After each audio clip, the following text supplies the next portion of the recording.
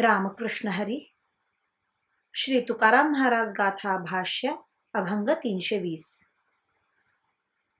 बाहिर पडिलो आपुल्या कर्तव्ये, संसारासी जीवे वेटाळिलो.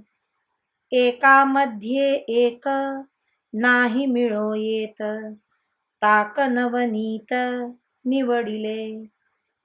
झाली दोन्ही नामे एकाची मथनी, दुसरिया गुणी वेगळाली.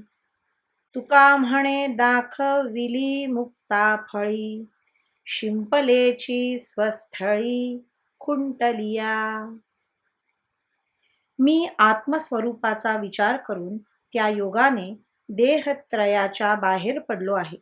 इतके दिवस माझ्या जीवाने मी माझे या रूपाने संसाराला कवटाळले होते.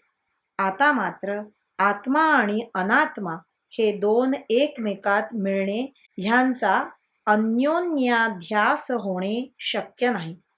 जसे दह्यातून ताक आणि लोणी निराळे केले असता एकमेकात मिसळत नाहीत, दह्याच्या एका मथनाने ताक आणि लोणी ही दोन नावे झालेली असतात आणि गुणानेही पण ती दोघे भिन्नच झालेली असतात. त्याप्रमाणे विचार मंथनाने देह आणि आत्मा स्वरूपतः भिन्न आहेत असा निश्चय होतो.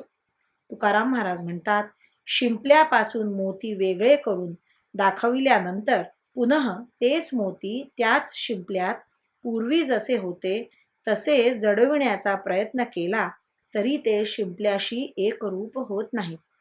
त्याप्रमाणे विचाराने देह आणि आत्मा ह्यांच्या भेदाचा निश्चय झाल्यावर पुनः त्यांचा परस्पराध्यास होत नाही. रामकृष्ण हरी. श्री कृष्ण अर्पणमस्तु.